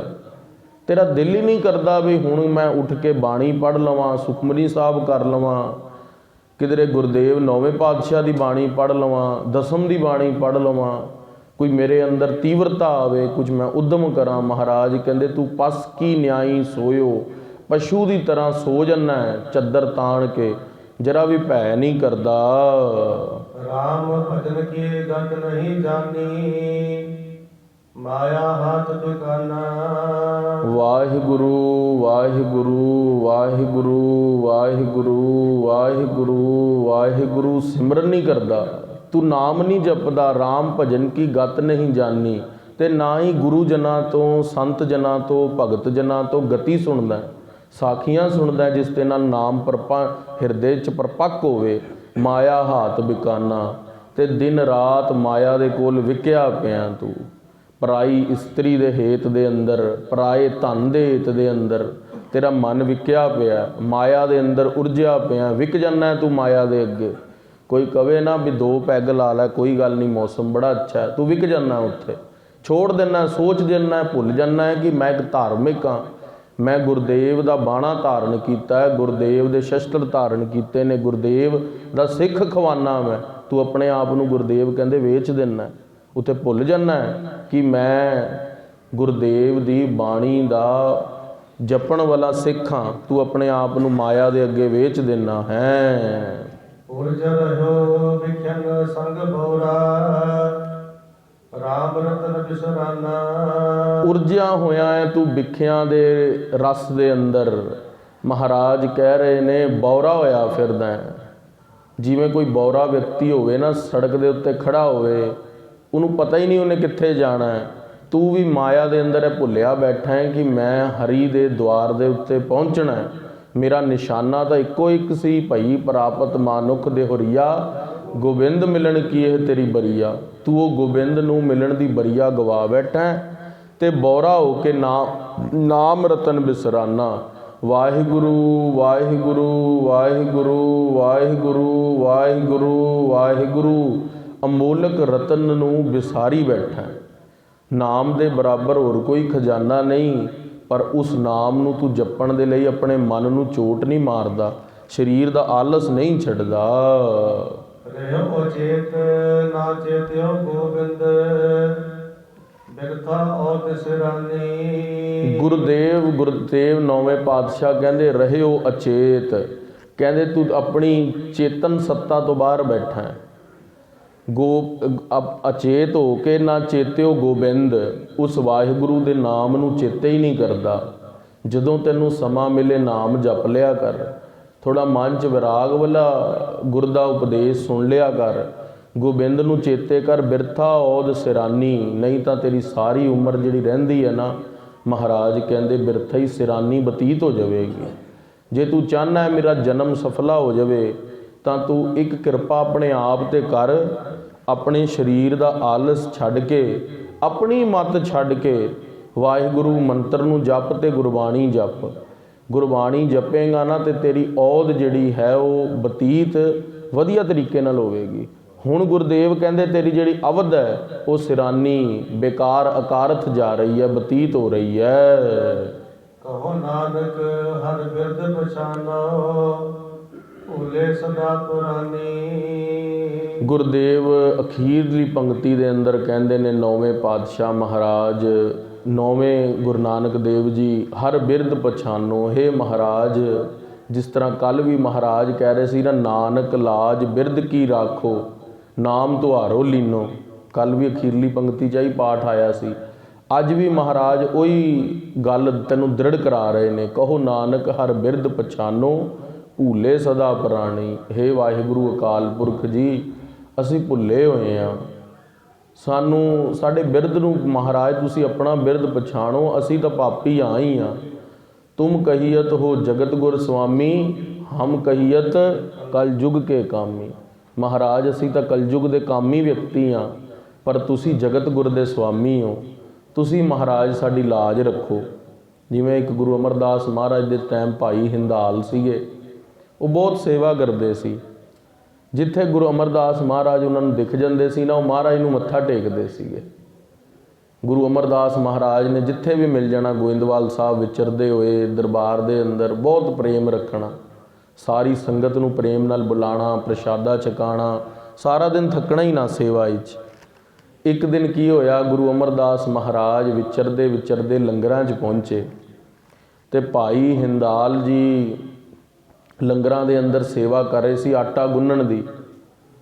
ਹੁਣ ਗੁਰਦੇਵ ਨੂੰ ਮੱਥਾ ਵੀ ਟੇਕਣਾ ਚਾਹੁੰਦੇ ਨੇ, ਦੋਨੋਂ ਚਰਨ ਮਹਾਰਾਜ ਦੇ ਪਕੜਨਾ ਵੀ ਚਾਹੁੰਦੇ ਨੇ, ਪਰ ਹੁਣ ਹੱਥ ਦੇ ਅੰਦਰ ਆਟਾ ਲੱਗਿਆ, ਜੇ ਚਰਨ ਪਕੜੇ ਤੇ ਸੰਗਤ ਦੇ ਲਈ ਜੋ ਲੰਗਰ ਤਿਆਰ ਹੋ ਰਿਹਾ ਉਹਦੇ ਅੰਦਰ ਬੇਦਬੀ ਨਾ ਹੋਵੇ, ਉਹ ਵੀ ਵਿਚਾਰ ਸੀਗੀ। ਸ਼੍ਰੀ ਗੁਰੂ ਅਮਰਦਾਸ ਮਹਾਰਾਜ ਫੁਰਨਾ ਜਾਣ ਗਏ। ਮਹਾਰਾਜ ਨੇ ਕਿਹਾ ਵੀ ਚਲੋ ਸਿੱਖ ਦੀ ਪੂਰੀ ਪ੍ਰੀਖਿਆ ਲਈਏ। ਮਹਾਰਾਜ ਅੱਗੇ ਨੂੰ ਹੋ ਗਏ ਲੰਗਰਾਂ ਵੱਲ ਨੂੰ, ਜਿੱਥੇ ਆਟਾ ਗੁੰਨ ਰਹੇ ਸੀ। ਜੇ ਸ਼ਾਇਦ ਦੂਰ ਤੋਂ ਨਿਕਲ ਜਾਂਦੇ ਤਾਂ ਭਾਈ ਹਿੰਦਾਲ ਨੇ ਕਹਿਣਾ ਸੀ ਮੈਂ ਮਾफ़ੀ ਮੰਗ ਕੇ ਮੱਥਾ ਟੇਕ ਲਵਾਂਗਾ। ਜਿੱਥੇ ਭਾਈ ਹਿੰਦਾਲ ਖੜੇ ਸੀ ਨਾ, ਆਟਾ ਗੁੰਨ ਰਹੇ ਸੀ ਖੜੇ ਹੋ ਕੇ, ਉੱਥੇ ਗੁਰੂ ਅਮਰਦਾਸ ਜੀ ਪਹੁੰਚ ਗਏ ਤੇ ਮਹਾਰਾਜ ਨਾਲ ਸਿੱਖ ਦੇ ਨਾਲ ਗੱਲਾਂ ਕਰ ਰਹੇ ਨੇ ਵੀ ਉੱਧਰੋਂ ਆਪਾਂ ਲੰਗਰ ਹਾਲ ਦਾ ਕਰ ਲਈਏ, ਇੱਧਰੋਂ ਦੇਗ ਦਾ ਆਉਣ ਜਾਣ ਦਾ ਕਰ ਲਈਏ, ਬਰਤਨਾਂ ਦਾ ਪੱਤਲਾਂ ਦਾ ਇੱਦਾਂ ਕਰ ਲਈਏ। ਭਾਈ ਹਿੰਦਾਲ ਮਨ 'ਚ ਸੋਚਦਾ ਵੀ ਮੈਂ ਮਹਾਰਾਜ ਨੂੰ ਮੱਥਾ ਕਿਸ ਤਰ੍ਹਾਂ ਟੇਕਾਂ। ਜੇ ਮੱਥਾ ਨਹੀਂ ਟੇਕਦਾ ਤਾਂ ਅੱਜ ਮੇਰੀ ਇੰਨੇ ਸਾਲ ਜੋ ਮੈਂ ਮੱਥਾ ਟੇਕਦਾ ਰਿਹਾ ਵੀ ਉਹ ਤਪੱਸਿਆ ਮੇਰੀ ਭੰਗ ਹੋਵੇਗੀ। ਭਾਈ ਹਿੰਦਾਲ ਕੀ ਕਰਦਾ ਹੈ, ਆਟਾ ਗੁੰਨੇ ਦੇ ਅੰਦਰ ਹੀ, ਆਟਾ ਗੁੰਨਦੇ ਗੁੰਨਦੇ ਦੋਨੋਂ ਹੱਥ ਨਾ ਪਿੱਠ ਦੇ ਪਿੱਛੇ ਕਰ ਲੈਂਦੇ ਨੇ ਤੇ ਪਿੱਠ ਦੇ ਪਿੱਛੇ ਜਾ ਕੇ ਹੱਥ ਪਿੱਠ ਦੇ ਕਰਦੇ ਨੇ ਵੀ ਚਰਨ ਥੱਲੇ ਨਾ ਲੱਗਣ, ਹੱਥ ਥੱਲੇ ਨਾ ਲੱਗਣ, ਮਿੱਟੀ ਨਾ ਲੱਗੇ ਆਟੇ ਨੂੰ, ਤੇ ਗੁਰੂ ਅਮਰਦਾਸ ਜੀ ਦੇ ਚਰਨਾਂ 'ਤੇ ਮੱਥਾ ਟੇਕ ਦਿੰਦੇ ਨੇ। ਆਖਣਾ ਕਰੋ ਸਤਨਾਮ। ਗੁਰਦੇਵ ਦੇ ਚਰਨ ਛੂਹਣ ਦੀ ਭਾਵਨਾ ਹੋਣੀ ਚਾਹੀਦੀ ਹੈ। ਫਿਰ ਤੁਸੀਂ ਕਿੱਥੇ ਵੀ ਹੋਵੋ, ਕਿਸੇ ਵੀ ਕੰਡੀਸ਼ਨ 'ਚ ਹੋਵੋ, ਤੇ ਤੁਹਾਡੀ ਸੇਵਾ ਸਫਲ ਜ਼ਰੂਰ ਹੋਵੇਗੀ, ਭਾਵਨਾ ਤਾਂ ਹੋਵੇ। ਸੋ ਨੌਵੇਂ ਪਾਤਸ਼ਾਹ ਮਹਾਰਾਜ ਕਹਿੰਦੇ ਨੇ, ਕਹੋ ਨਾਨਕ ਹਰ ਬਿਰਦ ਪਛਾਨੋ, ਭੂਲੇ ਸਦਾ ਸਿਰ ਪ੍ਰਾਨੀ। ਹੇ ਮਹਾਰਾਜ ਅਸੀਂ ਭੁੱਲੇ ਪ੍ਰਾਣੀ ਹਾਂ, ਸਾਨੂੰ ਰਾਹੇ ਪਾਓ। ਸੋ ਅੱਜ ਸ਼੍ਰੀ ਗੁਰੂ ਗ੍ਰੰਥ ਸਾਹਿਬ ਮਹਾਰਾਜ ਦਾ ਗੁਰਤਾ ਗੱਦੀ ਗੁਰਪੁਰਬ ਵੀ ਹੈ। ਉਹਦਾ ਇਤਿਹਾਸ 2 ਮਿੰਟ ਲਈ ਆਪਾਂ ਵਿਚਾਰ ਲਈਏ, ਕਿਉਂਕਿ 7:15 ਸਮਾਪਤੀ ਦਾ ਵੀ ਸਮਾਂ ਹੈ। ਸ਼੍ਰੀ ਗੁਰੂ ਗੋਬਿੰਦ ਸਿੰਘ ਮਹਾਰਾਜ ਸੱਚੇ ਪਾਤਸ਼ਾਹ ਜੀ ਨੇ ਅੱਜ ਵਾਲੇ ਦਿਨ ਹਜੂਰ ਸਾਹਿਬ ਦੀ ਪਾਵਨ ਪਵਿੱਤਰ ਧਰਤੀ 'ਤੇ ਸ਼੍ਰੀ ਗੁਰੂ ਗ੍ਰੰਥ ਸਾਹਿਬ ਨੂੰ ਗੁਰਤਾ ਗੱਦੀ ਦਾ ਤਿਲਕ ਲਗਾਇਆ। ਜਿਵੇਂ ਅਸੀਂ ਸਾਰੇ ਚੰਦਨ ਦਾ ਤਿਲਕ ਖਾਲਸਾ ਲਾਉਂਦਾ ਹੈ, ਹਿੰਦੂ ਧਰਮ ਦੇ ਅੰਦਰ ਲਾਲ ਰੰਗ ਨਾਲ ਤਿਲਕ ਲੱਗਦਾ ਹੈ, ਉਸੀ ਤਰ੍ਹਾਂ ਭੈਰੋ ਦੇ ਉੱਤੇ ਕਾਲੇ ਰੰਗ ਨਾਲ ਤਿਲਕ ਲੱਗਦਾ ਹੈ। ਗੁਰੂ ਗ੍ਰੰਥ ਸਾਹਿਬ ਮਹਾਰਾਜ ਦੇ ਹਜੂਰ 10ਵੇਂ ਪਾਤਸ਼ਾਹ ਨੇ ਚੰਦਨ ਦਾ ਤਿਲਕ ਅਤੇ 5 ਪੈਸੇ ਤੇ ਨਾਰੀਅਲ ਦੇ ਕੇ ਗੁਰੂ ਗ੍ਰੰਥ ਸਾਹਿਬ ਨੂੰ ਗੁਰਤਾ ਗੱਦੀ ਦਾ ਤਿਲਕ ਅੱਜ ਵਾਲੇ ਦਿਨ ਦਿੱਤਾ, ਦੂਜ ਵਾਲੇ ਦਿਨ। ਅੱਜ ਭਈਆ ਦੂਜ ਹੈ ਨਾ, ਤੇ ਦੀਵਾਲੀ ਤੋਂ 2 ਦਿਨ ਬਾਅਦ ਦੂਜ ਆਉਂਦੀ ਹੈ, ਤੇ ਪੰਚਮੀ ਵਾਲੇ ਦਿਨ ਗੁਰਦੇਵ ਮਹਾਰਾਜ ਜੋਤੀ ਜੋਤ ਸਮਾਏ 10ਵੇਂ ਪਾਤਸ਼ਾਹ 3 ਦਿਨ ਬਾਅਦ। ਸ਼੍ਰੀ ਗੁਰੂ ਗੋਬਿੰਦ ਸਿੰਘ ਮਹਾਰਾਜ ਨੇ ਸਾਰੀ ਸੰਗਤ ਨੂੰ ਦਰਬਾਰ ਦੇ ਅੰਦਰ ਬਿਠਾ ਲਿਆ। ਭਾਈ ਦਇਆ ਸਿੰਘ, ਭਾਈ ਧਰਮ ਸਿੰਘ ਨੂੰ ਕਿਹਾ ਬਈ ਇੱਕ ਸੋਹਣਾ ਤਖਤ ਸਜਾਓ, ਉਸ ਤਖਤ ਦੇ ਉੱਤੇ ਚੰਦੋਆ ਸਾਹਿਬ ਲਾ ਕੇ ਸ਼ਸਤਰਧਾਰੀ ਸਿੰਘ ਤਿਆਰ ਬਰ ਤਿਆਰ ਕਰਕੇ ਸ਼ਸਤਰ ਸਜਾ ਕੇ ਤੇ ਪਲੰਗੇ ਦੇ ਉੱਤੇ ਆਦਿ ਸ਼੍ਰੀ ਗੁਰੂ ਗ੍ਰੰਥ ਸਾਹਿਬ ਦਾ ਪ੍ਰਕਾਸ਼ ਕਰੋ। ਇਹ ਗੁਰੂ ਗ੍ਰੰਥ ਸਾਹਿਬ ਦੀ ਉਹੀ ਬੀੜ ਹੈ ਜੋ 10ਵੇਂ ਪਾਤਸ਼ਾਹ ਮਹਾਰਾਜ 9ਵੇਂ ਪਾਤਸ਼ਾਹ ਨੇ ਧੀਰਮਲ ਨੂੰ ਵਾਪਸ ਜਦੋਂ ਕਰਤੀ ਸੀ, ਫਿਰ 10ਵੇਂ ਪਾਤਸ਼ਾਹ ਨੇ 2 ਸਿੱਖਾਂ ਨੂੰ ਭੇਜਿਆ ਸੀਗਾ ਬਈ ਜਾ ਕੇ ਗੁਰੂ ਗ੍ਰੰਥ ਸਾਹਿਬ ਮਹਾਰਾਜ ਲੈ ਕੇ ਆਓ, ਤੇ ਧੀਰਮਲ ਨੇ ਮਨਾ ਕਰਤਾ ਸੀ। ਫਿਰ 10ਵੇਂ ਪਾਤਸ਼ਾਹ ਨੇ ਆਪਣੀ ਰਸਨਾ ਤੋਂ ਗੁਰੂ ਗ੍ਰੰਥ ਸਾਹਿਬ ਇੱਕ ਓਂਕਾਰ ਤੋਂ ਲੈ ਕੇ 18-10-20 ਤੱਕ ਸਾਬੋ ਕੀ ਤਲਵੰਡੀ ਬਠਿੰਡੇ ਉਚਾਰਨ ਕੀਤਾ ਸੀ। ਇਹ ਉਹੀ ਗੁਰੂ ਗ੍ਰੰਥ ਸਾਹਿਬ ਦਾ ਪ੍ਰਕਾਸ਼ ਮਹਾਰਾਜ ਨੇ ਹਜ਼ੂਰ ਸਾਹਿਬ ਕਰਾਇਆ। ਜਿਹੜਾ ਅਸੀਂ ਸਾਬੋ ਕੀ ਤਲਵੰਡੀ ਮਨਾਉਂਦੇ ਹਾਂ ਉਹ ਗੁਰੂ ਗ੍ਰੰਥ ਸਾਹਿਬ ਦਾ ਸੰਪੂਰਨਤਾ ਦਿਵਸ ਹੈ। ਜੋ ਅੰਮ੍ਰਿਤਸਰ ਸਾਹਿਬ ਵਿਖੇ ਮਨਾਉਂਦੇ ਹਾਂ ਉਹ ਸ਼੍ਰੀ ਗੁਰੂ ਗ੍ਰੰਥ ਸਾਹਿਬ ਦਾ ਪਹਿਲਾ ਪ੍ਰਕਾਸ਼ ਉਤਸਵ ਹੈ, ਜਿਸ 'ਤੇ ਹੁਕਮਨਾਮਾ ਆਇਆ ਸੀ, ਸੰਤਾਂ ਕੇ ਕਾਰਜ ਆਪ ਖਲੋਇਆ ਹਰ ਕੰਮ ਕਰਾਵਣ ਆਇਆ ਰਾਮ। ਤੇ ਜਦੋਂ ਅੱਜ ਗੁਰਦੇਵ ਮਹਾਰਾਜ ਨੇ ਜੋ ਗੁਰੂ ਗ੍ਰੰਥ ਸਾਹਿਬ ਸਤਿਗੁਰਾਂ ਨੇ ਆਪਣੀ ਰਚਨਾ ਤੋਂ ਉਚਾਰਨ ਕੀਤਾ ਸੀ, 9 ਮਹੀਨੇ 9 ਦਿਨ 9 ਪਲ 9 ਘੜੀਆਂ ਲਗਾ ਕੇ, ਜਿਸ ਦੀ ਕਥਾ 50 ਸਿੰਘਾਂ ਨੇ ਸੁਣੀ ਸੀ 9 ਮਹੀਨੇ ਦੇ ਅੰਦਰ, ਉਹਨਾਂ 'ਚੋਂ 48 ਸਿੰਘ ਦੇਹੀ ਮੁਕਤ ਹੋਏ ਸੀਗੇ। 2 ਸਿੰਘ ਭਾਈ ਬਾਬਾ ਦੀਪ ਸਿੰਘ ਤੇ ਭਾਈ ਸਾਹਿਬ ਭਾਈ ਮਣੀ ਸਿੰਘ ਜੀ, ਉਹਨਾਂ ਨੂੰ ਮਹਾਰਾਜ ਨੇ ਰੋਕ ਲਿਆ ਸੀ ਵੀ ਤੁਹਾਡੇ ਤੋਂ ਅੱਗੇ ਮਰਿਆਦਾ ਟਕਸਾਲ ਦੀ ਚੱਲੇਗੀ। ਸੋ 10ਵੇਂ ਪਾਤਸ਼ਾਹ ਮਹਾਰਾਜ ਨੇ ਜਦੋਂ ਗੁਰੂ ਗ੍ਰੰਥ ਸਾਹਿਬ ਮਹਾਰਾਜ ਦੇ ਪਹਿਲੇ ਸੱਚੇ ਪਾਤਸ਼ਾਹ ਨੇ ਹਜ਼ੂਰ ਸਾਹਿਬ ਵਿਖੇ ਅੱਜ ਦੇ ਦਿਨ ਪ੍ਰਕਾਸ਼ ਕੀਤੇ, ਤੇ 11 ਵਜੇ ਠੀਕ ਗੁਰੂ ਗ੍ਰੰਥ ਸਾਹਿਬ ਮਹਾਰਾਜ ਦੇ ਹਜ਼ੂਰ ਅਰਦਾਸ ਹੁੰਦੀ ਆ ਅੱਜ ਵਾਲੇ ਦਿਨ, ਤੇ 11:45 ਵਜੇ ਆਰਤਾ ਹੁੰਦਾ। ਜਿਵੇਂ 10ਵੇਂ ਪਾਤਸ਼ਾਹ ਨੇ ਅਰਦਾਸ ਕਰਕੇ ਆਰਤੀ ਕੀਤੀ ਸੀਗੀ ਗੁਰੂ ਗ੍ਰੰਥ ਸਾਹਿਬ ਦੇ ਹਜ਼ੂਰ, ਅੱਜ ਕਹਿੰਦੇ ਜੀ ਆਰਤੀ ਤੇ ਜਿਹੜੀ ਹੁੰਦੀ ਹੈ ਉਹ ਤਾਂ ਵੀ ਹਿੰਦੂਆਂ ਦਾ ਹੈ ਜੀ, ਸਿੱਖ ਆਰਤੀ ਕਰਦੇ ਨਹੀਂ। ਖਾਲਸਾ ਜੀ ਤੇ ਤੁਹਾਡੀ ਸੋਚ ਛੋਟੀ ਹੈ, ਕਿਸੇ ਵਿਅਕਤੀ ਦੀ ਉਹਦੇ ਅੰਦਰ ਸਾਡੀ ਗਲਤੀ ਨਹੀਂ, ਕਿਉਂਕਿ ਜਿਹੜਾ ਨਾਰੀਅਲ ਚੜ੍ਹਦਾ ਕਹਿੰਦੇ ਗੁਰੂ ਗ੍ਰੰਥ ਸਾਹਿਬ ਦੇ ਹਜ਼ੂਰ ਨਾਰੀਅਲ ਨਹੀਂ ਰੱਖਣਾ ਚਾਹੀਦਾ, ਤੇ ਬਾਹਮਣਵਾਦ ਹੈ। ਨਾਰੀਅਲ ਖਾਲਸਾ ਜੀ ਦਰਖਤ ਨੂੰ ਲੱਗਦਾ ਹੈ, ਕਿਧਰੇ ਬਾਹਮਣਾਂ ਦੇ ਘਰ ਨਹੀਂ ਲੱਗਦਾ, ਉਹ ਇੱਕ ਨੈਚੁਰਲ ਚੀਜ਼ ਹੈ। ਚੰਦਨ ਜਿਹੜਾ ਹੈ ਉਹ ਦਰਖਤ ਨੂੰ ਲੱਗਦਾ, ਇੱਕ ਪਵਿੱਤਰ ਚੀਜ਼ ਹੈ, ਤੇ ਇਸ ਕਰਕੇ ਚੰਦਨ ਦਾ ਤਿਲਕ ਹੁੰਦਾ, ਨਾਰੀਅਲ ਮਹਾਰਾਜ ਦੇ ਹਜ਼ੂਰ ਰੱਖਿਆ ਜਾਂਦਾ, ਉਹ ਮਰਿਆਦਾ ਹੈ। ਤੇ ਜਿੱਥੇ ਵੈਸ਼ਨੂ ਮੱਤ ਹੋਵੇ, ਜਿਵੇਂ ਹੁਣ ਅਸੀਂ ਪ੍ਰੀਤਨਗਰ ਗੁਰਦੁਆਰਾ ਸਾਹਿਬ ਅਖੰਡ ਪਾਠ ਰੱਖਣਾ ਹੈ, ਹੁਣ ਅਸੀਂ ਦਸਮ ਗੁਰੂ ਗ੍ਰੰਥ ਸਾਹਿਬ ਦਾ ਪਾਠ ਰੱਖ ਲਈਏ, ਦਸਮ ਗ੍ਰੰਥ ਤੋਂ ਬਾਅਦ ਮਰਿਆਦਾ ਕਿ ਕੋਈ ਝਟਕਾਉਣ ਦੀ ਬਲੀ ਦੇਣ ਦੀ, ਪਰ ਅਸੀਂ ਸਾਰੇ ਵੈਸ਼ਨੂ ਮੱਤ ਤੋਂ ਗ੍ਰਸਤੀ ਮੱਤ ਤੋਂ ਨਹੀਂ ਬੱਕਰੇ ਦੀ ਬਲੀ ਹੁਣ ਦੇ ਸਕਦੇ, ਤੇ ਅਸੀਂ ਉੱਥੇ ਨਾਰੀਅਲ ਦੀ ਭੇਟਾ ਦੇ ਸਕਦੇ ਹਾਂ, ਕਿਉਂਕਿ ਨਾਰੀਅਲ ਦੀ ਵੀ 2 ਅੱਖਾਂ ਤੇ ਮੂੰਹ ਹੁੰਦਾ, ਉਹਦੇ ਬਰਾਬਰ ਵੈਸ਼ਨੂ ਮੱਤ ਵਾਲੇ ਨਾਰੀਅਲ ਨੂੰ ਫੋੜ ਦਿੰਦੇ ਨੇ। ਸੋ ਇਸ ਕਰਕੇ ਸ਼ੰਕਾ ਜਿਹੜੇ ਬੱਕਰੇ ਵੀ ਝਟਕਦੇ ਨੇ ਉਹ ਵੀ ਸ਼ੰਕਾ ਨਹੀਂ ਕਰਨਾ, ਕਿਉਂਕਿ ਉਹ ਛਤਰੀ ਧਰਮ ਦੀ ਮਰਿਆਦਾ ਹੈ। ਜੇ ਤੁਸੀਂ ਗਿਆਨ ਦੀ ਇੱਛਾ ਰੱਖਦੇ ਹੋ, ਭਗਤੀ ਦੀ ਇੱਛਾ ਰੱਖਦੇ ਹੋ, ਫਿਰ ਤੁਸੀਂ ਨਾਰੀਅਲ ਦੀ ਵਰਤੋਂ ਕਰੋਗੇ, ਆਖਣਾ ਕਰੋ ਸਤਨਾਮ ਖਾਲਸਾ ਜੀ। ਕਿੰਤੂ ਪਰੰਤੂ ਕੁਐਸਚਨ ਤਾਂ ਕੋਈ ਵੀ ਕਰ ਸਕਦਾ ਹੈ, ਕੁਐਸਚਨ ਕੋਈ ਵੱਡੀ ਗੱਲ ਨਹੀਂ, ਕੁਐਸਚਨ ਕਿਸੇ ਦੇ ਮਨ 'ਚ ਵੀ ਆ ਸਕਦਾ। ਕੋਈ ਬੱਚਾ ਵੀ ਹੋਵੇ ਨਾ 2 ਸਾਲ ਦਾ, ਉਹ ਵੀ ਕੁਐਸਚਨ ਕਰ ਸਕਦਾ ਹੈ, ਕਿਸ ਤਰ੍ਹਾਂ ਉਹ ਕਿਸ ਤਰ੍ਹਾਂ, ਪਰ ਉਹਦਾ ਜੋ ਹੱਲ ਦੇਣਾ, ਉਹਦੇ ਪਿੱਛੇ ਸਿਧਾਂਤ ਦੱਸਣਾ, ਉਹ ਗੱਲ ਵੱਡੀ ਹੁੰਦੀ ਹੈ।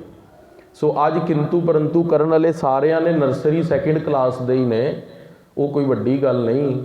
ਸੋ ਇਸ ਕਰਕੇ ਆਪਣੇ ਜਿਹੜਾ ਪੰਥ ਖਾਲਸਾ ਬਹੁਤ ਵੱਡੀ ਸੋਚ ਵਾਲਾ ਹੈ। ਹੁਣ 9ਵੇਂ ਪਾਤਸ਼ਾਹ ਇਲਾਹਾਬਾਦ ਗਏ ਨੇ, ਤ੍ਰਿਵੇਣੀ ਵਿਖੇ ਜਿੱਥੇ ਕੁੰਭ ਦਾ ਮੇਲਾ ਲੱਗਦਾ, ਜਦੋਂ ਦਾਸ ਪਹਿਲੀ ਵਾਰੀ ਗਿਆ 2012 ਦੇ ਅੰਦਰ ਕੁੰਭ ਦੇ ਮੇਲੇ ਦੇ ਉੱਤੇ, ਖਾਲਸਾ ਜੀ ਤੁਸੀਂ ਮੰਨੋਗੇ ਨਹੀਂ, ਮੈਂ ਹੈਰਾਨ ਰਹਿ ਗਿਆ। ਕੁੰਭ ਦੇ ਮੇਲੇ ਦੇ ਉੱਤੇ ਸੰਨਿਆਸੀ ਉਦਾਸੀ ਘੱਟੋ ਘੱਟ 150 ਫਿਰਕੇ ਆਏ ਹੋਏ ਸੀਗੇ, ਤੇ ਸਿੱਖਾਂ ਦਾ ਐਡਾ ਵੱਡਾ ਤਖਤ ਲੱਗ ਕੇ ਗੁਰੂ ਗ੍ਰੰਥ ਸਾਹਿਬ ਦੀ ਕਥਾ ਹੋ ਰਹੀ।